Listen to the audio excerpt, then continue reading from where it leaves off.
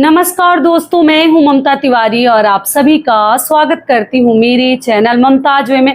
कैसे हैं आप सब? तो ये बताने के लिए कमेंट बॉक्स में श्री हरि विष्णु जरूर लिखे। तो चलिए दोस्तों, आज हम इस वीडियो में जानेंगे कार्तिक माह के कृष्ण पक्ष की रमा एकादशी का व्रत हमें कब करनी है, पारण का शुभ मुहूर्त क्या है, पूजा हमें कब करनी है, किन किन बातों का ध्यान रखनी है और रमा एकादशी के दौरान आपके द्वारा कौन कौन सी गलतियां नहीं होनी चाहिए। बहुत सारी महत्वपूर्ण बातें आज हम इस वीडियो में जानेंगे। तो आप लोग बने रहिए मेरे साथ मेरे चैनल पर। अगर आपको मेरा वीडियो पसंद आता है तो प्लीज़ आप मेरे चैनल को सब्सक्राइब कर दीजिएगा, बेल आइकन को प्रेस कर दीजिएगा, जिससे कि मेरे वीडियो के नए नोटिफिकेशन आप सभी के पास सबसे पहले पहुंचे। तो चलिए शुरू करते हैं और सभी महत्वपूर्ण बातें जान लेते हैं। तो सबसे पहले दोस्तों आपको बता दूं, कार्तिक माह के कृष्ण पक्ष की पड़ने वाली इस एकादशी को हम दो नामों से जानते हैं, रमा और रंभा एकादशी के नाम से हम जानते हैं। तो एकादशी का व्रत हमें कब रखनी है, तो आपको बता दूं 28 अक्टूबर को हम एकादशी का व्रत रखेंगे। दिन है सोमवार। सोमवार के दिन हम रमा एकादशी का व्रत रखेंगे। कुछ लोग 27 को भी रख रहे हैं, तो आप देख लीजिएगा, लेकिन 28 अक्टूबर को एकादशी का व्रत हमें करनी है। दूसरी चीज क्या है कि आपको बता दूं, दसवीं तिथि का नियम जो है एक दिन पहले से ही हमें लेना होता है। तो इस बार रविवार पड़ गया है। रविवार पड़ने की वजह से आप लोग दसवीं के दिन जैसे आपको तुलसी पत्र भी नहीं तोड़ कर रखनी है, ना आपको एकादशी के दिन भी तुलसी जी को हम नहीं तोड़ते हैं। तो आप क्या कीजिएगा, शनिवार के दिन तुलसी पत्र तोड़ कर रख लीजिएगा, क्योंकि भोग में तुलसी पत्र एकदम अनिवार्य है, तो पहले ही रख लीजिएगा। और रविवार के दिन हम दसवीं के जितने नियम है बाल वगैरह धोकर शुद्ध सात्विक भोजन करेंगे। और इस एकादशी से आप लोग, कुछ बहनें पूछे दीदी कार्तिक मास की एकादशी है तो क्या उठा सकते हैं? जी नहीं, आपको अभी देवउठनी एकादशी आने वाली है। आप लोग को मालूम है छठ पूजा के बाद जो एकादशी पड़ती है, मैं बताऊंगी। जिनको भी इंटरेस्ट है, जिनको भी भगवान के प्रति श्रद्धा है, एकादशी का व्रत करनी है, देवउठनी एकादशी से आप लोग पक्का उठा लीजिएगा। अभी बीच बीच में एकादशी का व्रत नहीं उठाते हैं। क्लियर हो गया? तो आप लोग जो है ये कृष्ण पक्ष की एकादशी है। कुछ लोग जैसे शुक्ल पक्ष की ही केवल करते हैं और कुछ लोग जो है 2400 एकादशी का व्रत करते हैं, कृष्ण पक्ष की और शुक्ल पक्ष दोनों मिलाकर। ये हो गया। तो दसवीं के दिन आप जो है बैगन मूली वगैरह का सेवन एकादशी के व्रत में नहीं करते हैं। दूसरी चीज क्या है, लहसुन प्याज का सेवन मत कीजिएगा। शुद्ध सात्विक भोजन खाकर, चावल वगैरह आप लोग दसवीं के दिन खा सकते हैं, रात्रि में ना खाएं। ये हो गया। और दूसरे दिन जो है हम व्रत रखेंगे और व्रत रखकर भगवान सूर्य देव को, हम सूर्य नारायण को अर्घ देंगे। अर्घ देने के बाद अपने घर में आप लोग जो भी विष्णु भगवान की फोटो प्रतिमा रखे हैं, आप लोग एकदम विधि विधान से पीले चीजों के साथ आप लोग पूजा पाठ कर लीजिएगा। पीला फूल, पीला चंदन, जो कि बताना ही नहीं है, हर एकादशी व्रत में मैं बताती ही हूँ। और सोमवार का दिन पड़ा है तो उस दिन शिव जी का भी दिन है, तो शिव जी की भी पूजा आप लोग एकादशी के दिन कर सकती हैं। दूसरी चीज आपको क्या ध्यान रखनी, किसी भी देवी देवता को अन्न का, अनाज का, बतासे का और वो लेचदाने का भोग ना लगाए। मिश्री लगा सकते हैं, फल फ्रूट का आप लोग भोग लगा सकते हैं, लेकिन अनाज का, अन्न का भोग नहीं लगानी चाहिए। तुलसी माता को, कार्तिक का महीना चल रहा है, आप लोग पूछे हैं दीदी तुलसी जी की पूजा क्या रविवार मंगलवार को कर सकते हैं? तो जी देखिए, रविवार और मंगलवार को जल नहीं डालनी चाहिए, न स्पर्श करनी चाहिए तुलसी माता को। दूर से आप लोग दिया वगैरह दिखा सकती हैं, स्पर्श ना करें। धूप बत्ती अगरबत्ती दूर से दिखा सकते हैं। भोग प्रसाद भी दूर से आप लोग चढ़ा सकते हैं, फल फ्रूट चढ़ाइएगा।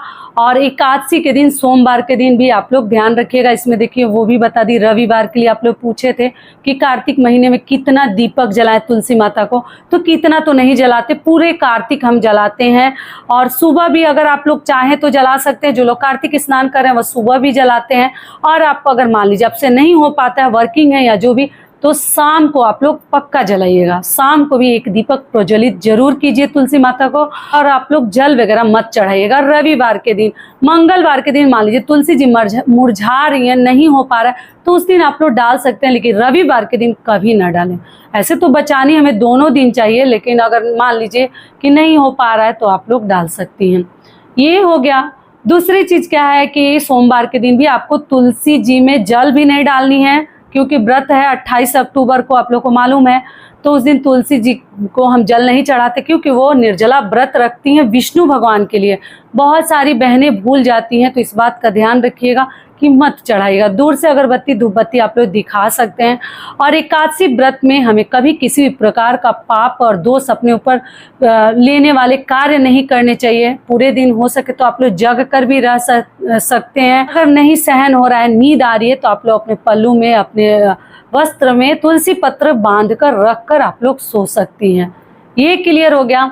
और अगर व्रत के दिन कुछ दान करना चाहते हैं तो अन्न का दान भी नहीं करनी चाहिए। और उसके अगले दिन हम पारण करते हैं, द्वादशी के दिन हम पारण करते हैं। पारण में भी हमें घी का बना हुआ भोजन करनी चाहिए, एक बार ही करनी चाहिए। और उस दिन कुछ न कुछ अपने हाथों से दान अनाज का जरूर कर दीजिए।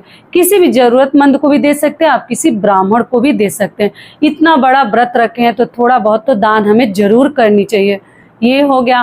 और जो ग्रास और अग्रासन है ना, पहले निकाल कर ही आपको भोजन करनी चाहिए। और इस व्रत में टाइमिंग का, मुहूर्त का सबसे अधिक ध्यान रखनी चाहिए। और जो भी आप अगर शुद्धता को ध्यान में रखकर पारण बनाए हैं, भगवान के सामने रखकर तुलसी पत्र डालकर और प्रणाम कर लीजिए, तब अपना भोजन आप लोग शुरू कीजिए। बीच में भूख लगती है तो आप लोग जैसे फल फ्रूट चाय वगैरह ले सकते हैं। और रात्रि में डायरेक्ट आपको खानी है। रात्रि से आप कुछ भी खा सकते हैं, लहसुन प्याज सरसों तेल सब खा सकते हैं। बाकी पारण के दिन भी न लहसुन प्याज खाते हैं ना सरसों तेल खाते हैं, इस बात का आप लोग ध्यान रखिएगा। तो आशा करती हूँ एकादशी व्रत को लेकर सभी बातें अभी आपके समझ में आ गई होगी। अब चलिए आगे जान लेते हैं पूजा का शुभ मुहूर्त क्या है और पारण का शुभ मुहूर्त क्या है। पहले तो आपको बता दूं, एकादशी व्रत में पूजा के लिए कोई शुभ मुहूर्त नहीं होता। जितना सुबह आप लोग पूजा कर लें, भगवान का जैसे स्नान ध्यान करके जल देकर और विष्णु भगवान का बैठकर विधि विधान से पूजा कर लीजिए, वही शुभ मुहूर्त है। ब्रह्म मुहूर्त सुबह 5 बजे, 4 बजे, 6 बजे खुद ही अपने में ही शुभ मुहूर्त है। आपको किसी भी प्रकार के शुभ मुहूर्त की आवश्यकता नहीं है। और बहुत सारे लोग बिजी भी रहते हैं, व्यस्त रहते हैं, तो जब समय मिलता है तभी आप विष्णु भगवान की पूजा कर सकते हैं।